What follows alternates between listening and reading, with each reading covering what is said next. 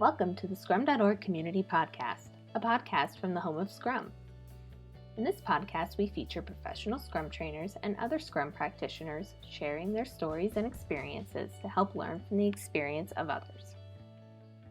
This episode is a previous recording of our live Ask a Professional Scrum Trainer series, where a live audience asks questions of professional Scrum trainers. We hope you enjoy this episode. Good morning, good afternoon, good evening, wherever you're located today. Welcome to today's Ask a PST session. My name is Lindsay Vellicina, and I will be your moderator today. And I am very lucky to have one of our professional Scrum trainers with us, Simran Nagrani. She is here to answer any Scrum questions that you have. So start thinking of those as we go through some quick items here before we get started. So just a little bit about who Scrum.org is. We are the home of Scrum. We were founded by Ken Schwaber in 2009. And our mission is to help people and teams solve complex problems. We offer training and certification in professional Scrum, along with numerous ongoing learning offerings that are free on our website. We have a lot of free content, including learning paths, and webinars like this one and other resources. So please feel free to check those out. You know that learning goes beyond the classroom, and we like to offer different ways to do so. So with that, I would like to hand it over to Simran to introduce herself before we dive into some questions. Thank you, Lindsay. Hello, everyone. My name is Simran. I'm a professional Scrum trainer with Scrum.org. One of the approximately 350 people across the globe licensed to teach Scrum.org workshops. I am passionate about Scrum. I got introduced to Scrum in the year 2009. And the way Scrum changed the way I thought about work, I dealt with work, I felt that it is not just me who needs to benefit from Scrum, my team, my organization, and right now, I'm serving the community with the knowledge of Scrum. I'm also the co-founder of a young company called Agile for Growth. We were founded in the year 2014. And our only focus area is Scrum training and Agile coaching. We offer Scrum training and Agile coaching across the globe. So I would love to see you, hear from you one day in one of our workshops. That's a little bit about me. Thanks, Simran. Okay, so we ask that you all utilize the Q&A box at the bottom of your screen to start entering your questions for Simran, and we will kick this off. So this first question here comes from Andreas. And does all work in the sprint backlog need to be related to the sprint goal? Wonderful question, Andres. So short answer to that question is no. All the work in the sprint backlog doesn't have to be something that aligns with the sprint goal, but definitely every sprint has a sprint goal, which is your business purpose of why the team is working together this sprint. That should drive what is the most important stuff that we are going to focus on this sprint, right? So definitely we do have a sprint goal, but there could be items like addressing some kind of a technical debt. Is that aligned with the sprint goal? Very likely not, right? Is it part of the sprint backlog? Yes. Is it part of the work that the developers are going to do this sprint? Yes, it is. Yeah. So all the work in the sprint backlog doesn't have to align with the sprint goal. There could be part of it that doesn't align. I hope that answers the question. Okay, great. Thank you. That was a good explanation there.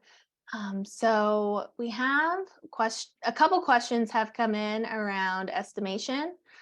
This first one here, what's the most effective way to transition from time-based estimation to story point estimation? All right, wonderful question. One more time. I would like to first take a step back and help all of us align on why are we making this transition in the first place. So if you go through research says that human brains are not designed to do absolute estimates. What does that mean? It means that if there was a whiteboard, I draw a straight line on that whiteboard and I ask you, how long is it? The level of variation in the answer that I get from a class of, let's say, 100 people is very, very high. So human brains are not designed for absolute estimates, absolute guesses. What human brains are good at is relatively estimating.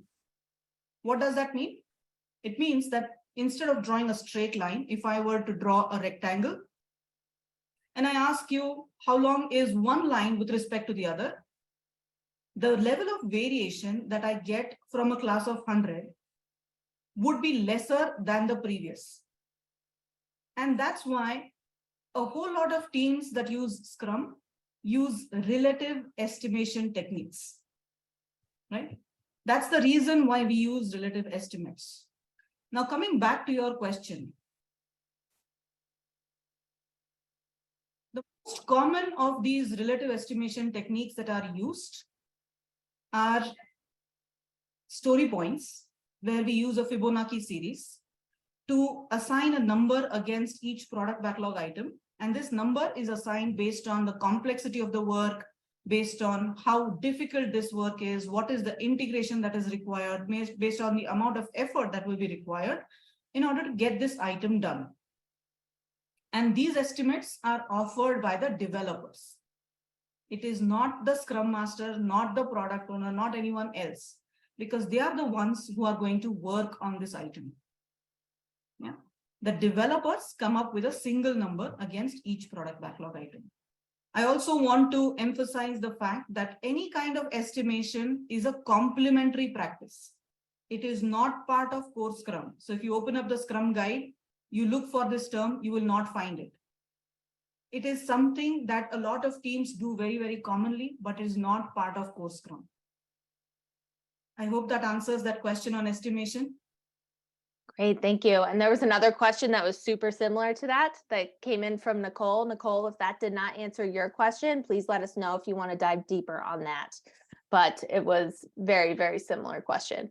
So this next question here, so who is responsible for measuring the progress of the sprint? Who is working in the sprint? It's the entire Scrum team. Yeah. Right.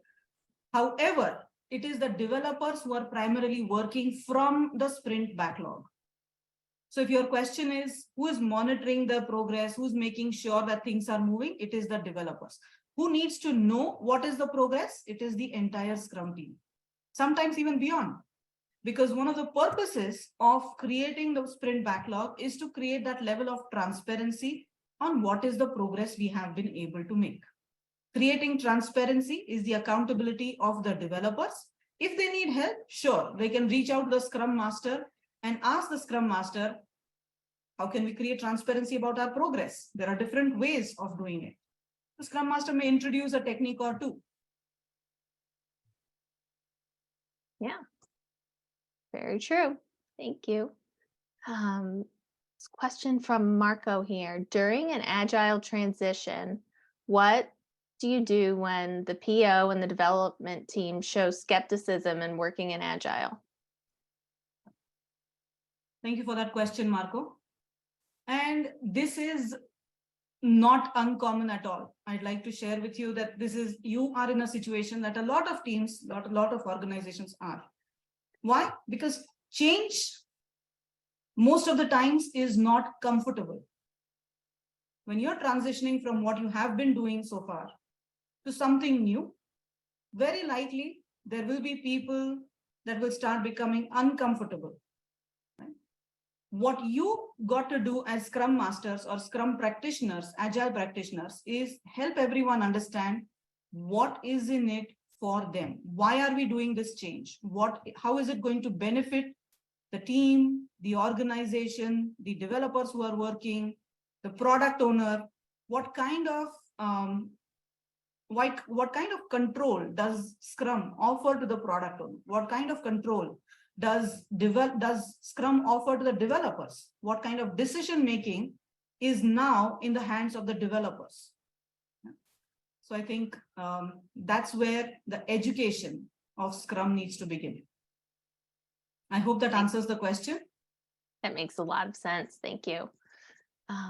So this question from Tracy, these questions, by the way, are all across the board. So I'm going to be jumping around different topics, which is fun. So what is your perspective on a healthy backlog? How much, let me try to read this correctly.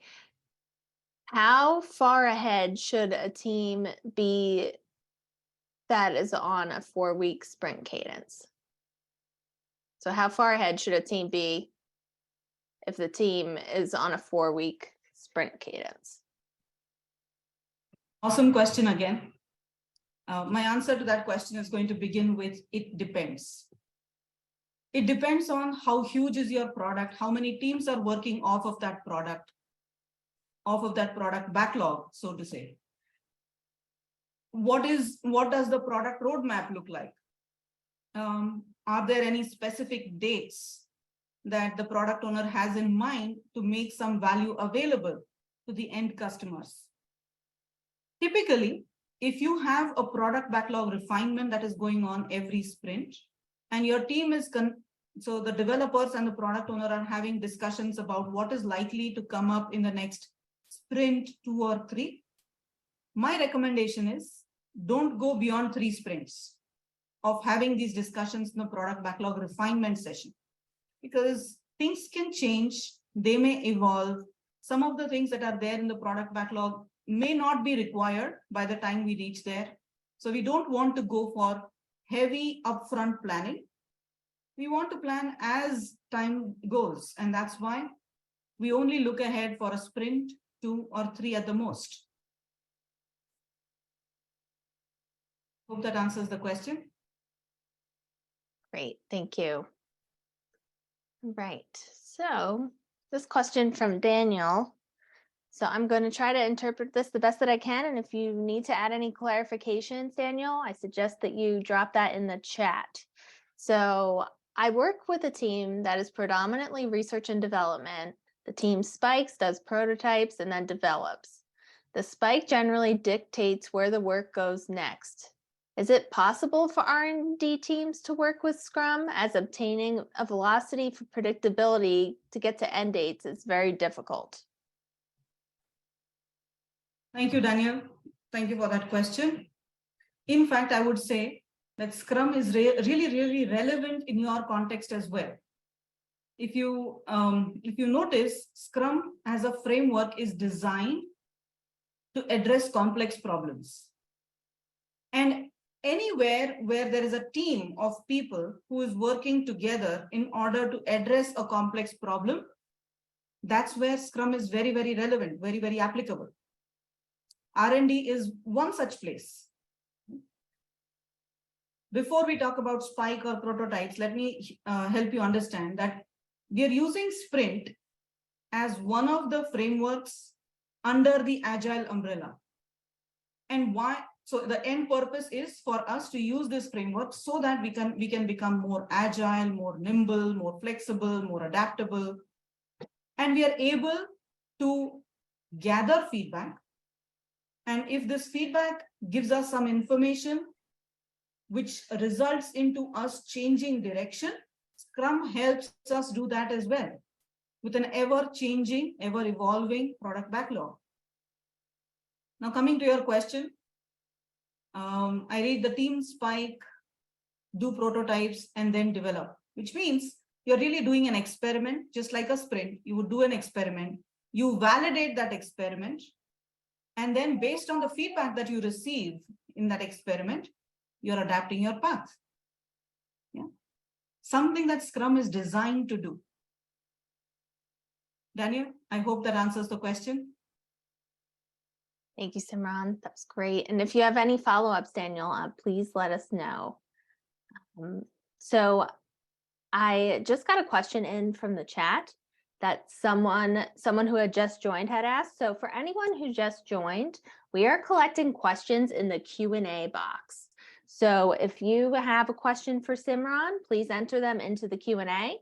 We're just utilizing the chat for any side questions or questions around the technical aspects of this webinar, if you're having any sound issues and things like that. So if you have questions for Simran, please add them to the Q&A. Okay, so next question here. So lost my spot. Okay. So can you share some insight on when it is best to use Scrum over any other framework? And maybe dive into some different scenarios. Sure. So Scrum, first let me share, that is, like I said, applicable in the complex domain. What is the complex domain again? This is a domain where you have a lot of variability. There are things that are changing dynamically. You have requirements that are changing. You have technology that is evolving.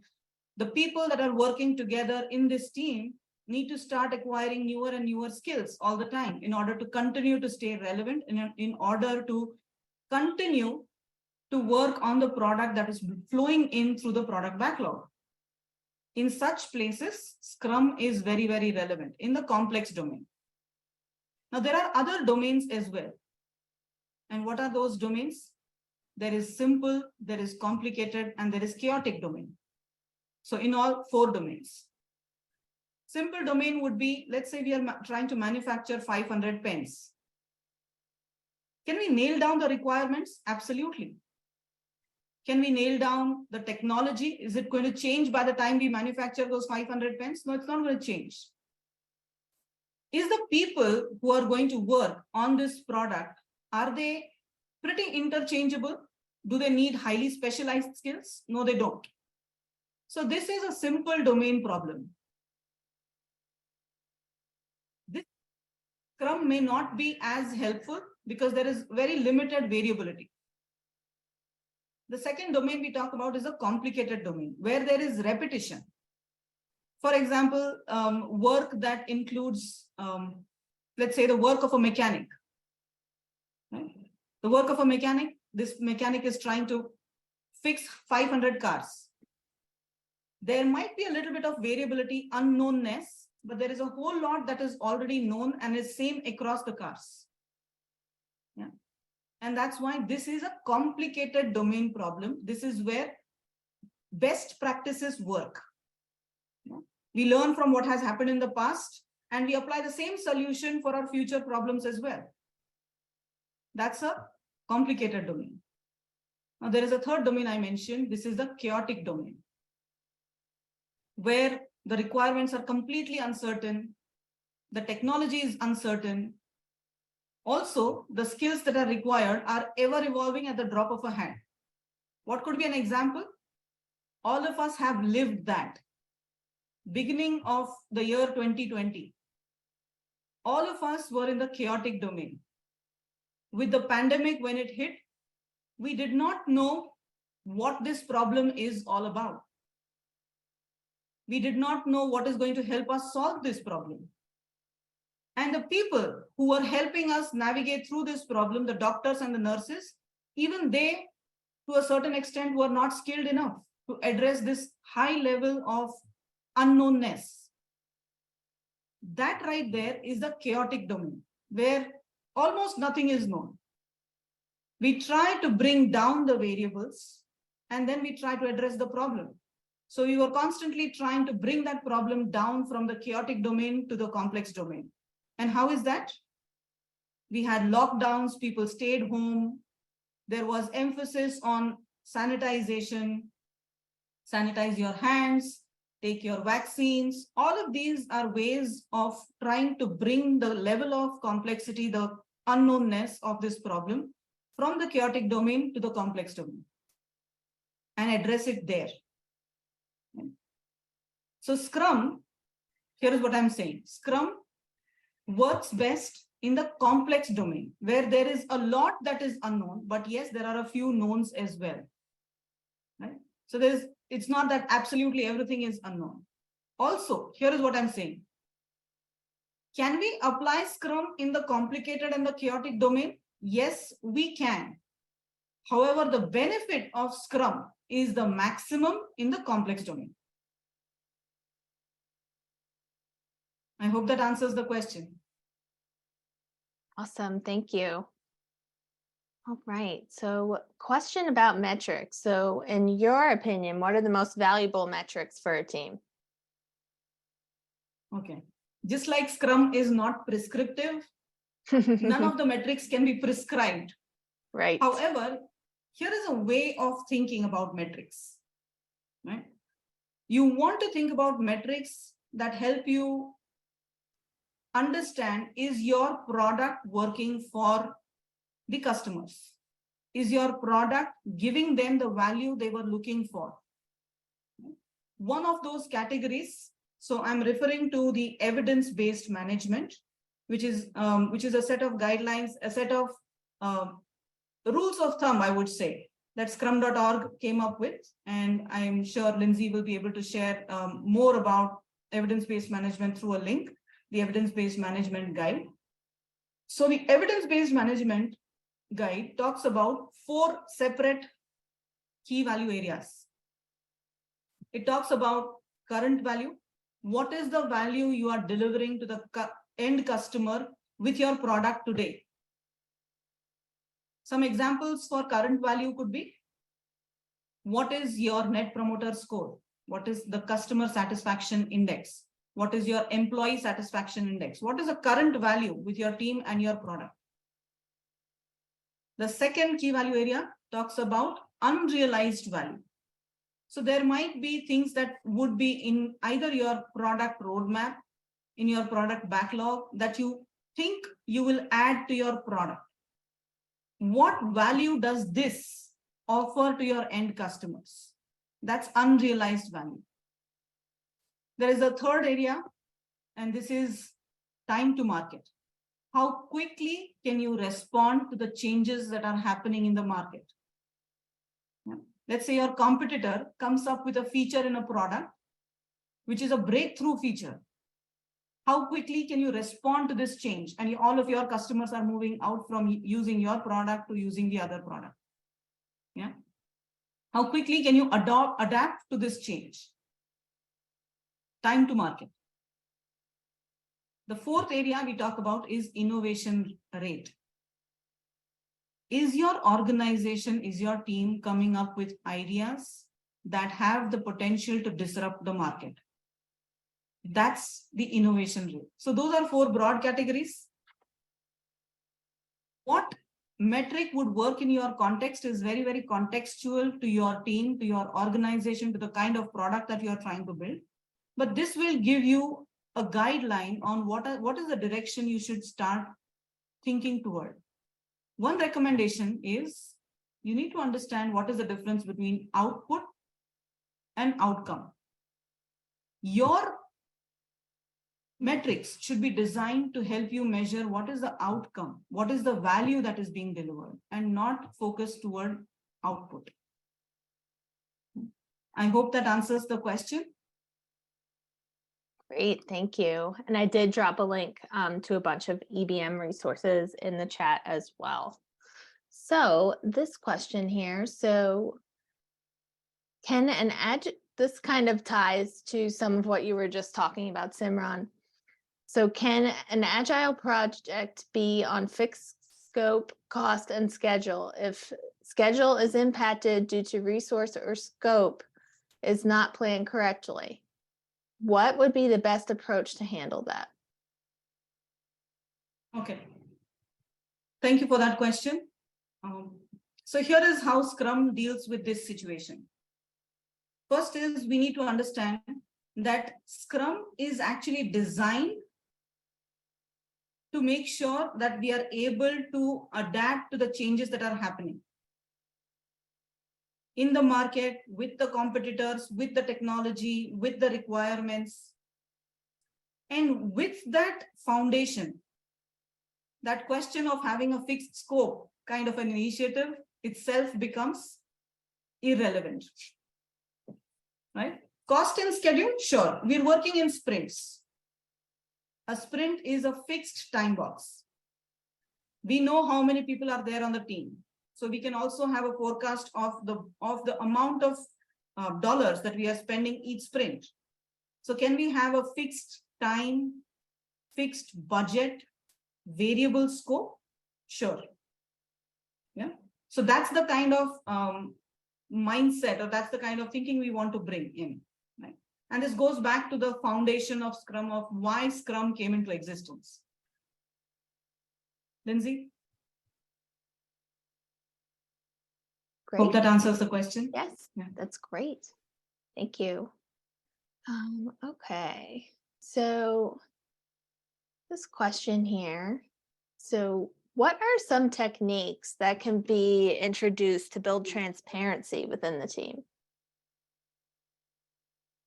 Thank you for that question. Awesome question. Transparency, one of the 3 pillars in empiricism on which Scrum is founded. Now, we're creating transparency to enable effective decision making.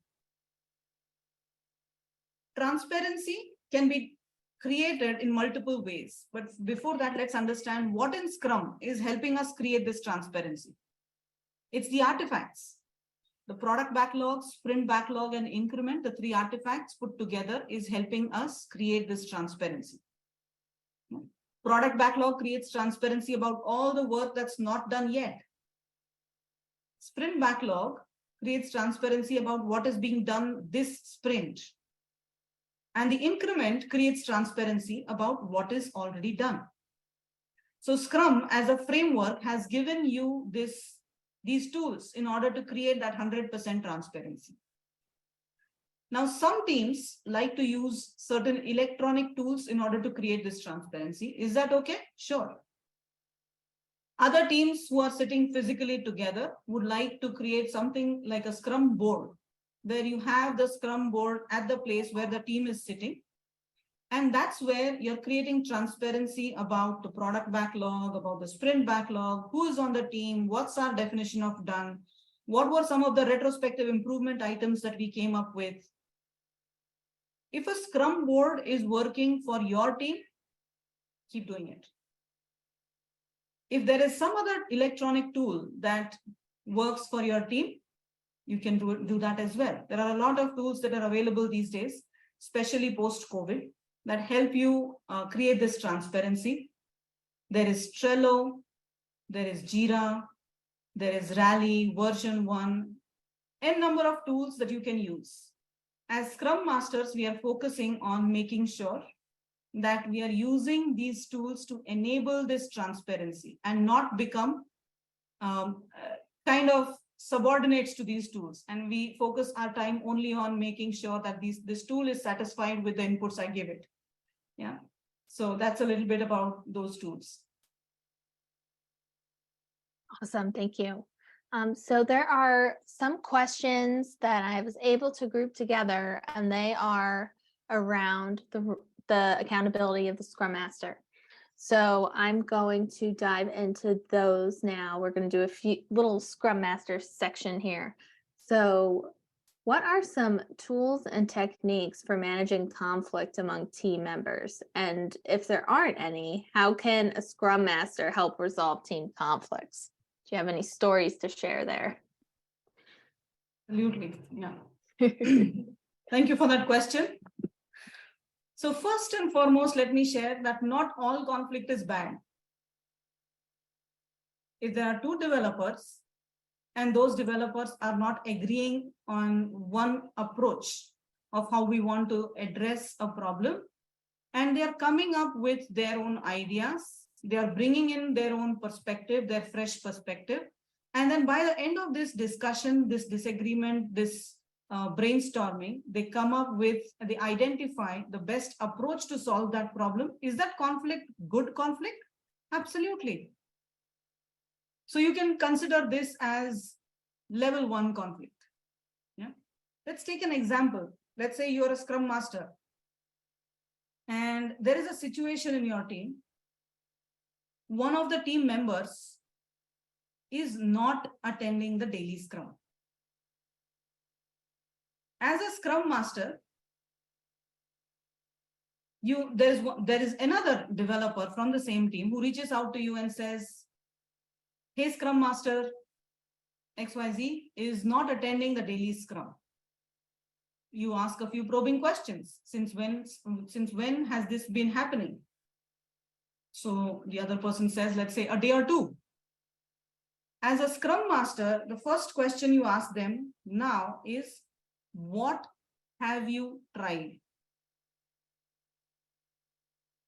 Now, with that, what you have done is you have empowered this person who has reached out to you with this problem, this conflict, this situation. You have empowered this person, and you have told this person that you have all the powers, all the enabling that you need in order to address this problem yourself. Now, this will trigger thinking of the developer. The developer may reach out to this other developer and say, why are you not attending the daily Scrum? One of the phrases that is used in the Scrum Guide is developers hold each other accountable. And this is one demonstration of that. Yeah. So developer B reached out to developer A and said, why are you not attending the daily Scrum? Let's say the developer A says, up until now, the daily Scrum time was working well for me, but now my situation has changed. I have to first drop my kid to school and then come to the daily Scrum, because of which I have been missing the daily Scrum since the last 2 days. Is this level 1 conflict? Absolutely. The developers amongst themselves can decide a better time that works for everyone. Is that conflict solved? Yes. Did the Scrum Master have to jump in from a standpoint of command and control? No. That's level 1. Let's say there is level 2. One of the developer hasn't been attending the daily Scrum and it's been a week, and continues not to attend even if the other developer asked, why not attending?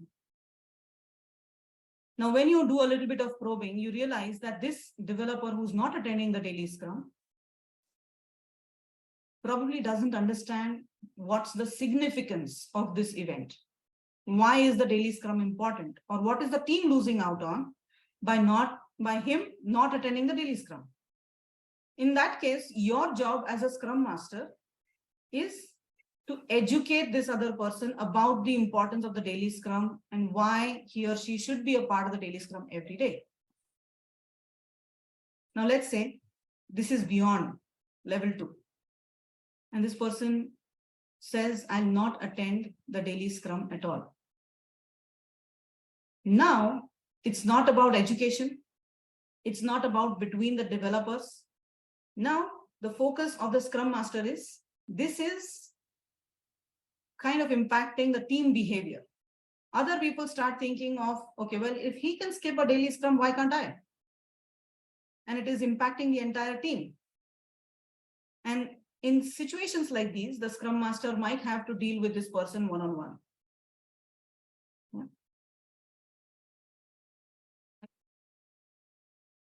Oh, your sound went out for a moment, Simran.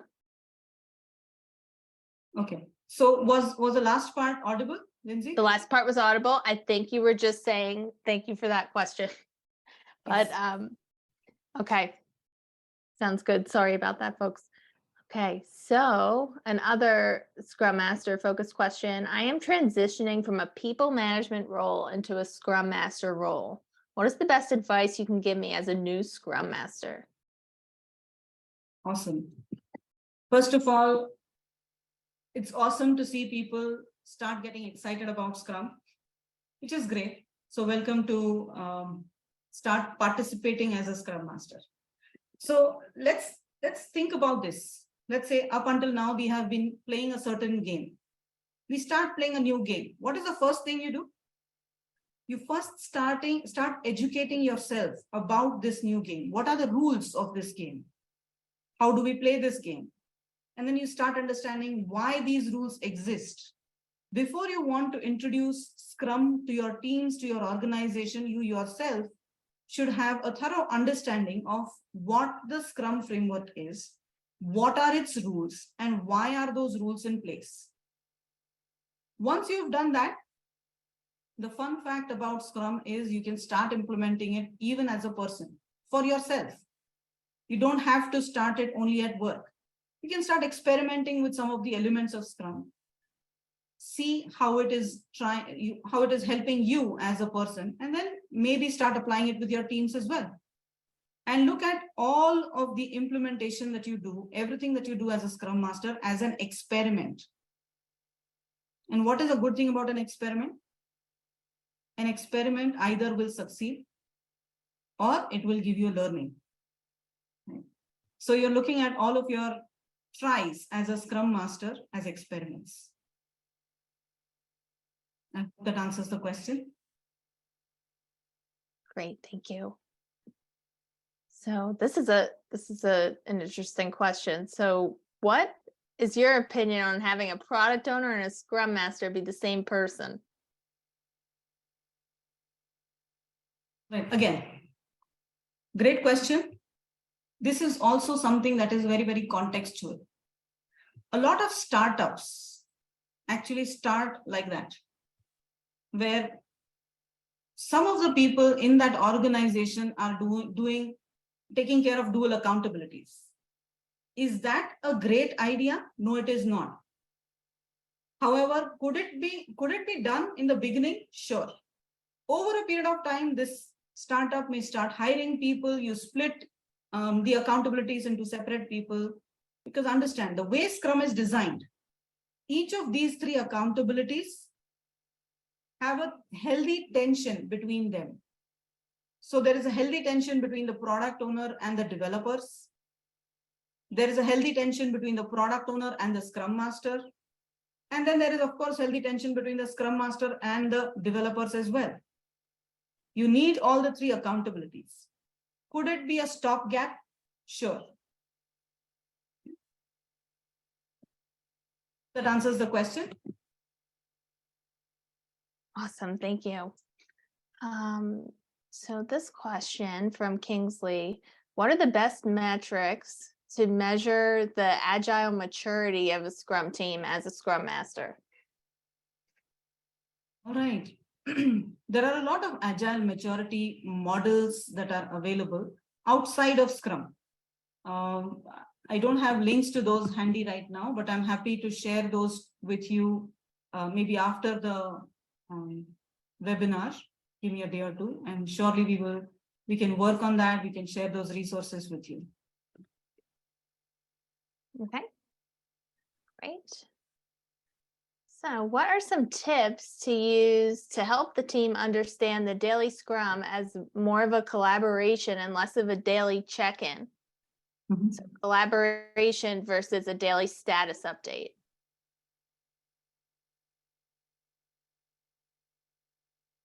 So the reason this question is coming is because up until now, maybe in the traditional way of working, we have been doing one meeting every day, and we used to call it daily status. Right? The way Scrum is designed, the way the daily Scrum is designed in specific, is it is designed for the developers primarily to come together to create a shared understanding about their progress toward the sprint goal. And if there is any adaptation to their plan that is required for the next 24 hours, next day, they can discuss that in the daily Scrum. Now, one indicator of a daily status is everyone is looking at one person and sharing what they have been able to achieve. That's a daily status. What's a daily Scrum? Where everyone is collaborating, there is no one person who's in power. And that's why, if you notice in the Scrum guide, it says the participants, the owners of the daily Scrum are the developers. Yeah. Now, there are different techniques that you could use in a daily Scrum in order to, one, limit your conversation to 15 minutes or less. The Scrum Master can introduce these facilitation techniques. One of those is parking lot. Yeah. You can park discussions that don't need to be a part of the daily Scrum. Also, the moment you see people talk about what kept them busy for the last 24 hours, you know it is a daily status. What they really should be sharing is what is the progress they have been able to achieve, and not share, here is a hurdle, here is a hindrance that I ran into, and how I heroically got through all of those hurdles and hindrances, and here I am. Right? So that's not a discussion that's happening at the daily Scrum. Great, thank you. So, how can you make a Scrum team a self-organizing or self-managing team if members do not share the same skill sets? So, for example, front end and back end developers. Yeah. So those are two separate concepts. The question talks Right. about both of these. It Yep. talks about self-management and cross-functionality. Both we require in the Scrum team itself. Here is how I would address that question. Self-management, first we need to understand what self-management means. Self-management does not mean that we tell the team, go do what you like.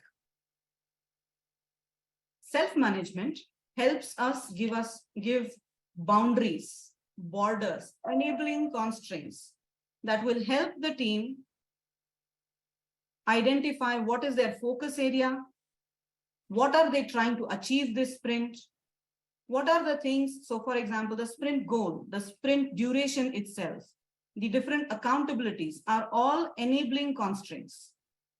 Within that, those constraints, how the team works with each other is left up to the team. And that's what we call self-management. They're deciding the how we work with each other. They don't need a separate person. They don't need like a manager to tell them how they work with each other. And that's what self-management means. And in order to do that, we need a cross-functional team.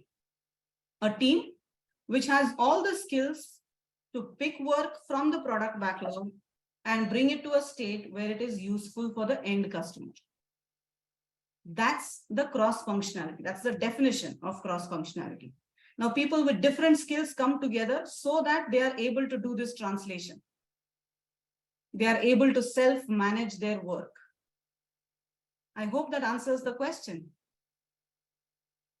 Great, thank you. So, what if a team is not actively participating in the sprint retrospective? Any tips to encourage, and especially in a virtual environment? This is a big challenge for all, for sure. Thank you for that question. Great question for Scrum Masters, for sure. Sprint retrospective is an opportunity for us to reflect on how the last sprint went and how we can make the next sprint better. Yeah, that's the purpose of the sprint retrospective. Now, I have observed in my practice very, very commonly two problems that teams face. One is the teams start looking at retrospectives, sprint retrospectives as opportunities to point fingers. Rather than talking about what went wrong, how can we make sure it doesn't repeat in the future, they start talking about who went wrong. So my first tip would be make sure that your conversations are focused on objective discussions and not subjective. My second observation about problems with sprint retrospectives are that the facilitator of the retrospective has been using the same facilitation technique over and over again for multiple sprint retrospectives in a row. Because of which your sprint retrospectives have become boring and ineffective. In order to address both of these challenges, there are a lot of facilitation techniques that are available that you can experiment with at sprint retrospectives. So tastycupcakes.org is one website where you can find many dozens of facilitation techniques that you can start using as Scrum Masters. There is another resource, it's retromat.org. You can go through that website as well. There's also a book called Agile Retrospectives, very, very rich in content, talks about a lot of facilitation techniques that you can use in sprint retrospectives and make them effective. I hope that answers the question. Awesome. Thank you, Simran. And what was the name of the second resource that you mentioned? I can type that in the chat. It's retromat.org. Okay, perfect. Yes. Thank you. Right. So this question goes back to estimation a little bit. So our sprint backlog items are running over estimated time constantly. Even if we plan using story points, there are unexpected things happening and we spend, for example, 3 times more than estimated in time. So we end up not completing them on time. What should we do so that items would be completed on time? So my first response to that is you probably need better better product backlog refinement sessions to happen, because that is going to bring in a lot of discussion points and the developers will be able to better understand the work that they are picking, right? They have a better guess of what is the amount of complexity that is involved in this specific product backlog item that we are likely to pick up in the future sprints. That's the place where I would start. Okay, great. Then here's another question. I hope that I interpret this correctly, but it kind of ties to the same topic with estimations and refinement. So we do estimations high level first in refinement and do another estimate on detail level in the planning session. This doesn't feel right as we halfway start new. The planning sessions take longer than they should. What would your recommendation be? All right. So if your team is using estimation, which is a complementary practice outside of Scrum, the reason I'm saying that is so that you know that this is optional. This is not mandatory according to Scrum. Correct. If your team is doing that, they should be doing it in the product backlog refinement itself. This is the place where we are trying to understand what is the kind of work the product owner is thinking about, or the stakeholders are thinking about. What is the level of complexity? How much effort is going to be required in order to get this done? All of that discussion happens in the product backlog refinement. The sprint planning has a different purpose.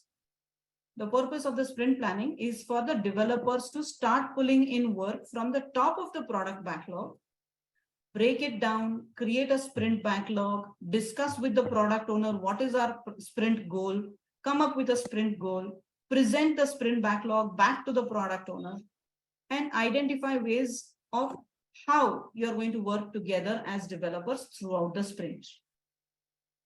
Yeah. So the purpose of the sprint planning is really, why are we working together this sprint? What is the work that we are going to focus on? And how are we going to work toward achieving that sprint goal?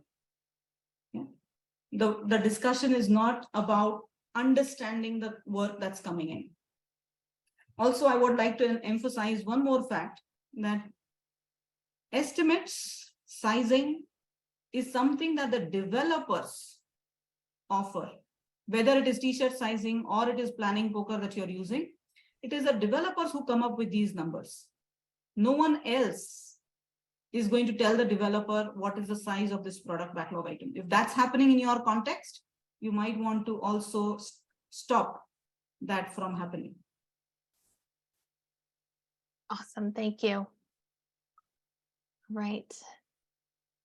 This question, if the requirements are not clear, developers have to do research and come up with recommendations and later plan for implementation. If Scrum recommended to, oh, sorry, I read that wrong. Is Scrum recommended to start user stories as a spike with specified timelines? What is your advice on these types of scenarios? So in Scrum, all the work is happening within the sprint. Right. There is no spike, there is no sprint zero, there is no hardening sprint. There is none of those are concepts that Scrum Guide talks about or Scrum has introduced. Teams and people have created these terms for continuing to be in the comfort zone. So if the requirements are not clear, developers have to do research and come up with recommendations and later plans for implementation. Is Scrum recommended to start the user story as a spike with specified timelines? What is your advice? Okay, so a few things that are going on here. Again, user stories is also a complementary practice. Specified timelines, we work in sprints, and that's why those are the timelines we talk about. Yeah, no other timelines are mentioned in the Scrum guide, or we don't talk about those terms with Scrum. Now, your problem really, the way I understand it, obviously I'm not in your context, you know the best, but if according to the question, here is what I see. Your problem is that the requirements are not clear, which is telling me that your product backlog refinement needs to happen more effectively. But let's say you had an effective product backlog refinement and still the developers are not clear with the requirements or the product backlog item or the user story, so you call it. Can the developers reach out to the product owner for more clarity, either during the sprint planning or during the sprint? Absolutely. And that's why all of these three accountabilities are within the Scrum team, so that collaboration opportunities like these can continue to happen. So developers reach out to the product owner, try to understand more about what is expected, what are we looking for by getting this product backlog item to done. Yeah. So there is absolute clarity on what is the work that we are looking at. And we expand this work as we work through the sprint. Even the product owner knows that we didn't know everything about this product backlog item when we began. And we are identifying that there is more work, that this is more work than we had anticipated. So everyone is still on the same page. We are still working as one single unit, the Scrum team. I hope that answers the question. Awesome, thank you. So this next question, this person seems very urgent that we answer this question with lots of exclamation points and question marks.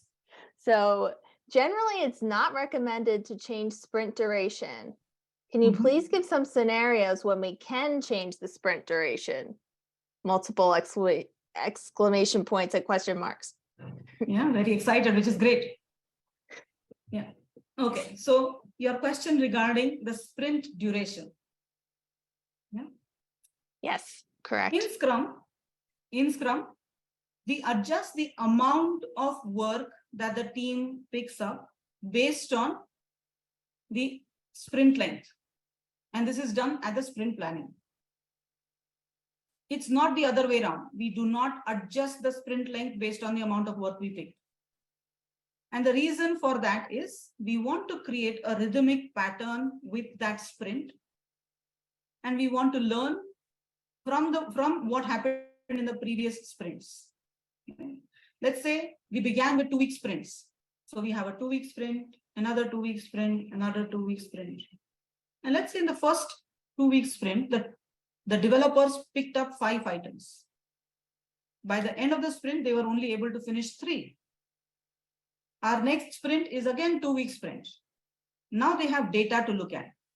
And based on that data, they can make a better decision at the sprint planning about how much work they will pick up for the current sprint. But if we change the sprint duration, we will not have that data. We will not be able to make better decisions, better forecasts. And that's just one example. Having the same duration sprint also puts all scheduling on autopilot. Your stakeholders know when your sprint review is coming. The Scrum team knows when is our daily Scrum, when is our sprint planning, when is our sprint retrospective. So they can plan accordingly. So it reduces the complexity involved in the work. It brings in a certain level of certainty on when are these events happening. And that's why sprint durations should be consistent. And that's the reasoning behind this consistent duration sprint. I hope that answers the question. That makes a lot of sense. Thank you. So I think we have time for one more question. If we break down product backlog items into small product backlog items, do the small PBIs need to be worked on by one developer, or is it better worked on by more than one developer?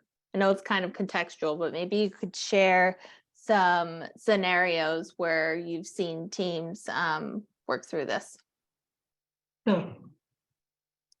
So breaking the product backlog item down into smaller product backlog items is a great idea.